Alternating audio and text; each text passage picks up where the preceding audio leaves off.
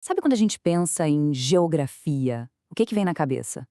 Para muita gente, eu sei, são aquelas aulas da escola, decorar capitais, nome de rio, de montanha.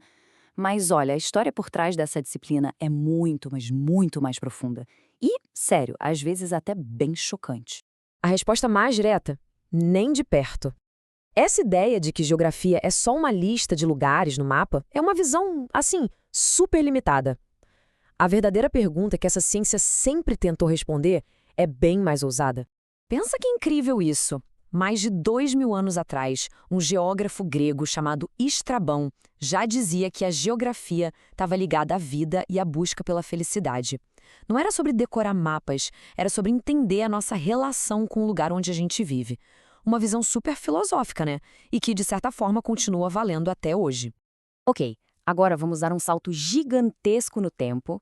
A gente vai aterrissar no século XIX. É aqui que a geografia começa a tomar a forma de uma ciência moderna. E isso acontece por causa de uma instituição que era novidade na época e que virou uma febre. A gente pode imaginar essas sociedades como uma espécie de clube de exploradores superpotentes. Elas juntavam cientistas, viajantes, naturalistas, até militares.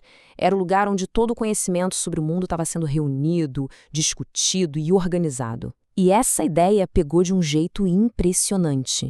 E o negócio cresceu muito, muito rápido. Paris começou em 1821, logo depois veio Berlim em 28, Londres em 30, a Rússia em 45. Em questão de décadas, as maiores potências mundiais tinham as suas próprias sociedades geográficas. E rolava até uma competição para ver quem mapeava e entendia melhor os lugares mais distantes do planeta. Só que toda essa sede por conhecimento não era só por curiosidade científica, sabe? Tinha um objetivo bem mais prático e, digamos, bem mais sombrio por trás de toda essa exploração. Elas publicavam revistas, bancavam expedições e, com isso, acumularam uma quantidade absurda de dados sobre recursos naturais, sobre os povos, sobre os territórios que os europeus mal conheciam. Só que essa coleta toda de informação levantava uma pergunta fundamental. Para que todo esse esforço? Para que mapear, catalogar, entender cada detalhe desses lugares novos? A resposta para essa pergunta muda completamente o jeito que a gente enxerga o papel da geografia naquela época. Guarda bem esse ano, porque ele é um ponto de virada. Aconteceu a Conferência Geográfica Internacional em Bruxelas. E lá, o propósito por trás disso tudo ficou escancarado. O discurso de abertura feito pelo rei Leopoldo II da Bélgica não deixou nenhuma dúvida sobre o novo objetivo.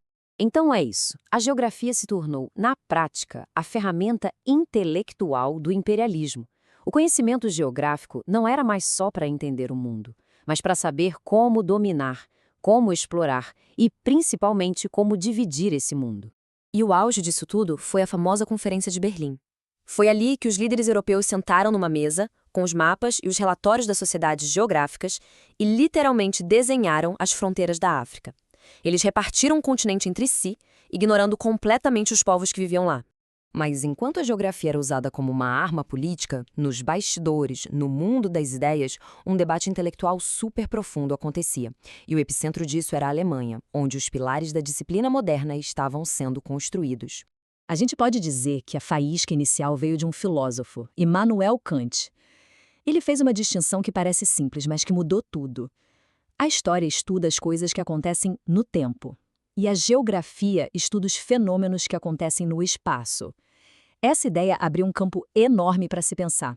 E a partir do Kant surgiram três gigantes. Primeiro, Alexander von Humboldt, um cara que via a natureza como uma coisa só, toda interligada. Depois veio Carl Ritter, que se concentrou em como o ambiente físico influencia a história das civilizações. E aí veio Friedrich Hatzel, que lançou uma ideia muito controversial, a do espaço vital. Ele dizia que os países eram como organismos vivos que precisavam de mais território para sobreviver. Uma ideia que, infelizmente, mais tarde foi distorcida e usada para justificar guerras de conquista. Com essa base tão complexa, a geografia entrou no século XX parecendo um campo de batalha de ideias. Ela teve que enfrentar muitas críticas e uma baita crise de identidade. Na França, por exemplo, surgiu uma forte reação à escola alemã. Um geógrafo chamado Paul Vidal de Lablache liderou uma nova corrente, o possibilismo.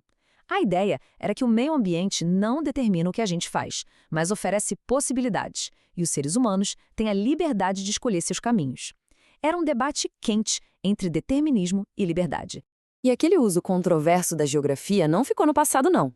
Durante a Guerra do Vietnã, o exército americano usou o que eles chamavam de nova geografia, que era cheia de estatísticas e análises espaciais. Ou seja, eles usavam dados e mapas para calcular os lugares mais eficientes para táticas militares, incluindo bombardeios. Foi exatamente essa realidade que levou o geógrafo francês Yves Lacoste a soltar essa frase que é um soco no estômago. A geografia serve, antes de tudo, para fazer a guerra. Em 1966, ele argumentou que, historicamente, o conhecimento geográfico sempre foi, em primeiro lugar, um saber estratégico a serviço do poder. Uma crítica demolidora que balançou as estruturas da disciplina. Ufa, e aí? Depois de toda essa viagem de Estrabão a Lacoste, da busca pela felicidade até a arte da guerra, o que a gente pode concluir disso tudo? A história da geografia é, na verdade, a história de uma ideia que não para de mudar. Começou como filosofia, virou uma ciência a serviço de impérios e depois entrou numa crise profunda, sendo forçada a olhar para o seu próprio passado e se reinventar. E isso tudo traz a gente de volta para a pergunta inicial, mas agora com muito mais bagagem. Hoje, quando a gente vê as mudanças climáticas definindo onde podemos morar, quando fronteiras desenhadas há um século geram crises de refugiados, quando a briga por recursos naturais comanda a política mundial, a geografia é mais importante do que nunca. A pergunta sobre para quem e para que ela serve deixou de ser só acadêmica. Ela ajuda a definir o nosso futuro.